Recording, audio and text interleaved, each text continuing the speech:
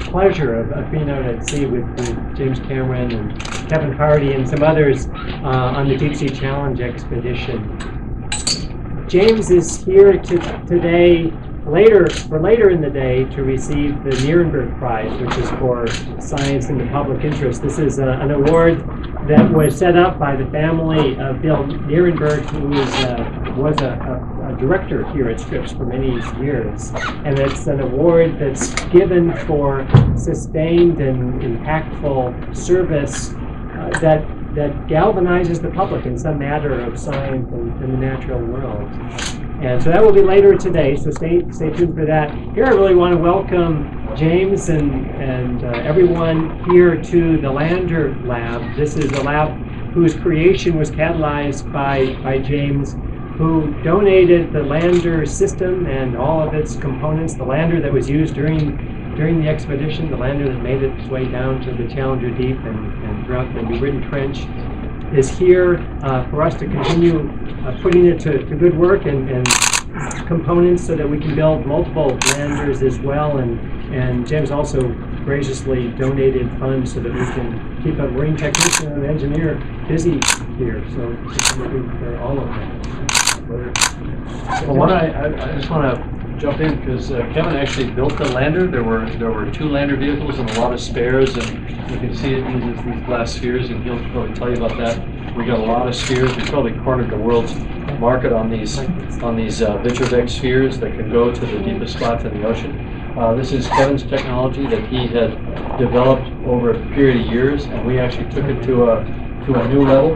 What you're seeing here, Kevin will talk you through it, but what you're seeing here is 2 components that actually stacked one on top of the other. It's actually quite a tall vehicle. And the idea was that it would go down and there'd be some kind of, there's a baiting system, and it would attract animals and so on, and take pictures and shoot video and collect water samples.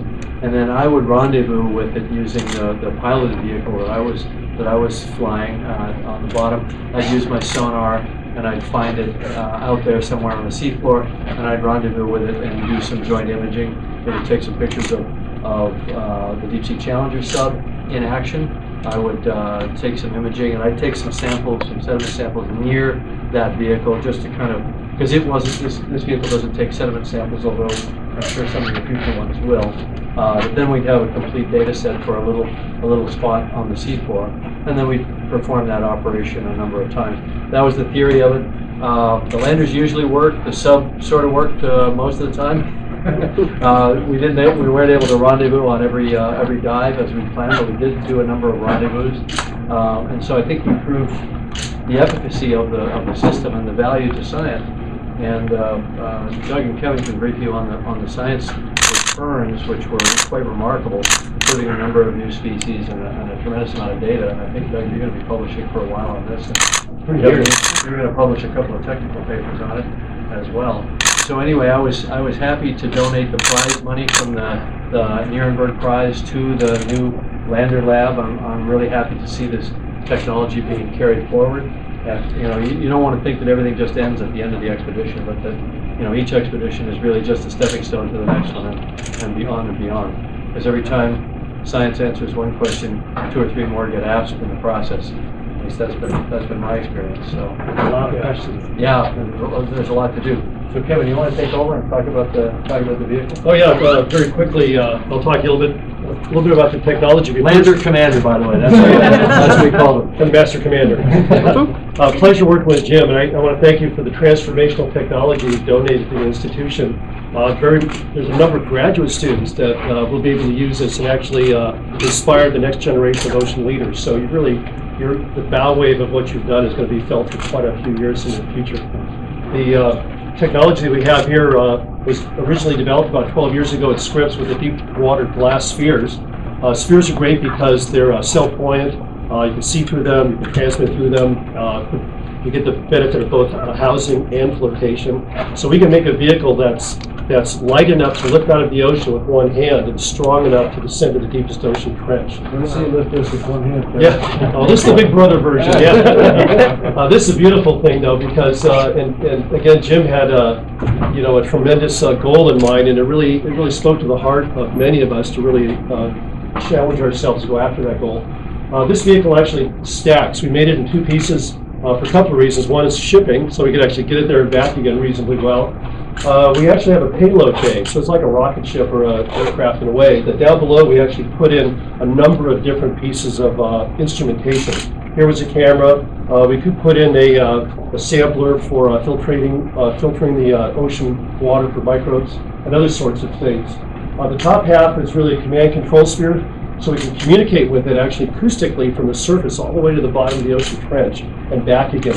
It can talk back to us, which it does.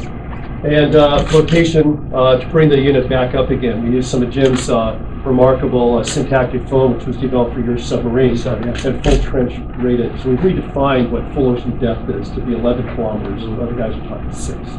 Well, it's interesting that we actually use some of the sub technology. We use battery systems, lights, Yes. video cameras, and so on that were developed for the sub. We actually put them on integrated into the lander system. It's a wonderful opportunity to use different components on their multiple platforms. So it really was proven out with that ability we provided. The beauty of both these vehicle systems, the submersible and the lander, is that they're rated to the deepest spots on the ocean, which means they basically give you access to the entire ocean. There isn't one place in the entire volume of the ocean that we can't access now between these systems. Because everything that we had to create, lights, cameras, video, sample equipment, acoustics, all had to be rated to 11 kilometers of depth. So from that point, you can go anywhere.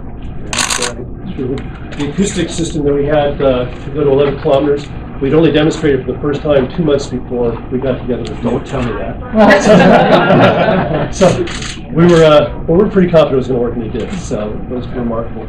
So I'm excited about the opportunities, not only that the technology is here, but for the science and for the graduate students to actually bring them to see, for the engineers, the new engineers that'll really cut their teeth on stuff like this, gain the competence and confidence that they need to go to sea and explore that last great frontier, the other Earths, I think, the volume that's down below.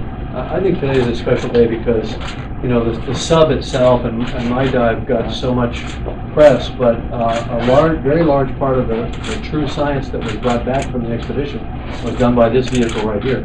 And this is a relatively low cost, relatively easy to deploy vehicle that can be put off of a ship of opportunity that's much smaller than one that was needed for a man-rated vehicle. So in terms of actually getting science done, this is a really powerful platform. You know, the sub I think is great. First of all, the sub's a science platform as well, and it's great for capturing the public's imagination, you know, when it comes to the deep ocean and deep ocean science.